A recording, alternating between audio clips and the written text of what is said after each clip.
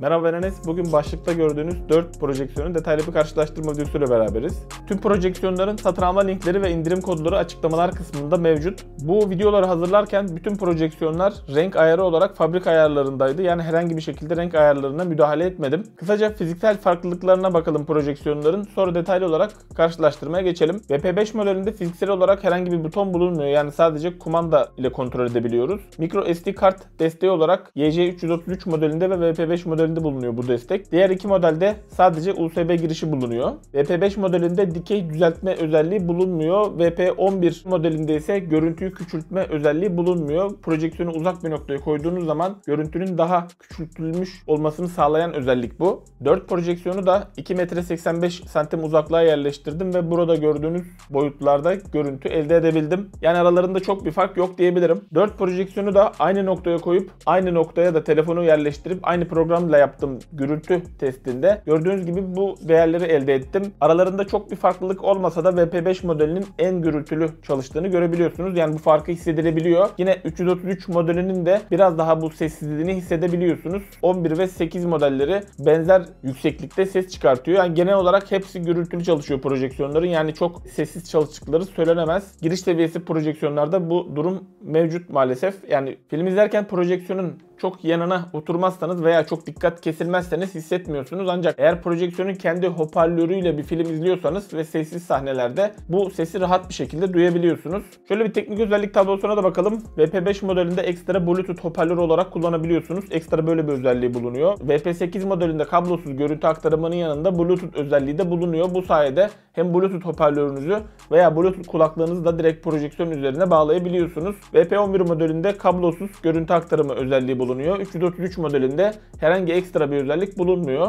Evet, şöyle bir teknik özellik tablosuna bakacak olursak 4 projeksiyonda 720p çözünürlüğünde, kontrast olarak aralarında gördüğünüz gibi epey farklılık bulunuyor projeksiyonların. 333 modelinde belirtilmemiş bu özellik. Kontrast da en karanlık siyahlar ile en aydınlık beyazlar arasındaki farklar anlamına geliyor. Yani bu oran ne kadar büyük olursa daha derin siyahlar ve daha geniş bir renk veriyor projeksiyon. Tabi bu tarz uygun fiyatlı projeksiyonlarda genelde kağıt üzerindeki verilerle performans pek tutarlı olmuyor. Ondan dolayı gerçek hayat testi kısmına bakabiliriz bu kontrast oranlarını kıyaslarken. Parlaklık kısmında VP11 modeli en parlakmış gibi gözükse de yani ben yaptığım testlerde VP8'in biraz daha iyi olduğunu fark ettim parlaklık olarak. O da çok bir fark değil açıkçası. Yani aralarında çok uçurum bir fark yok gündüz performansı olarak. Yine bir sıralama yapmam gerekirse 8, 11, 333 ve VP5 modeli diyebilirim parlaklık sıralaması olarak. Netlik ve keskinlik kısmına geldiğimizde ise hepsi 720p ve benzer bir deneyim sunuyorlar. Yani 1080p bir projeksiyonla bunları kıyaslamak doğru olmaz. VP6 modeli gibi. Bunların hepsi 1080p projeksiyonların gerisinde kalıyor. Çünkü projeksiyon seçerken yani bu çözünürlük ciddi manada fark ediyor. Köşelerdeki netlik olarak en başarılı bulduğum model 333 modeli oldu diyebilirim. VP11 ve VP8 modellerinde yine VP5 modelinde de köşelerde hafif biraz bulanıklık olabiliyor.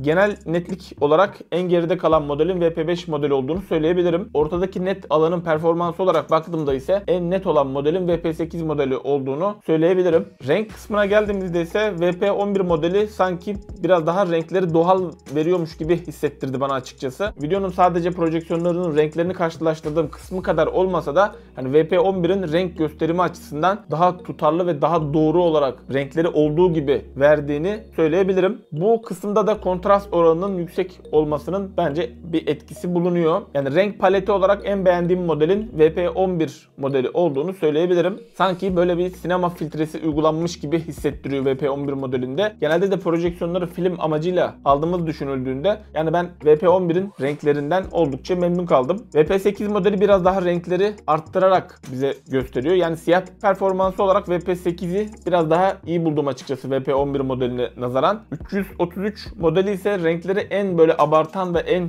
canlı renk sunan model olduğunu söyleyebilirim 333 modeli için. Ki bence halen daha alınabilir bir model. Yani bu köşelerdeki netlik kısmına eğer önem veriyorsanız 333 modeli köşe netliği açısından en başarılı model. VP5 modelinin ise artısı Bluetooth hoparlör olması ve fiyatı diyebiliriz. Yaklaşık olarak bir 100 TL civarında fiyatı daha uygun. Yani 4 projeksiyonun da performansları çok böyle aşırı uçurum farklar yok. Yani zor bir karar bunların arasında seçim yapmak. Yani 4 modelden herhangi bir tanesini de alsanız yan yana benim gibi getirmediğiniz sürece mutlu mesut bir şekilde kullanabilirsiniz. Eğer bütçeniz uygunsa VP6 gibi 1080p bir model almanız daha uygun olur. Yani VP6 modeli bu 4 projeksiyondan da daha üstün diyebilirim netlik ve görüntü kalitesi olarak. Bu 4 projeksiyon arasından sen olsan hangisini alırdın diye soracak olursanız da yani 11 modeli ile 8 modeli arasında epey gidip gelirdim. Yani 333 modelinin fiyatı biraz daha uygun olsa direkt 333 modelini de alırdım. Yani fiyatı yaklaşık olarak benzer olduğu için yani sanırım 8 modelini alırdım. Biraz daha keskinliği ve netliği daha iyi olduğu için. Yani 11 modeli de daha doğal renkler istiyorsanız, abartılmamış gerçek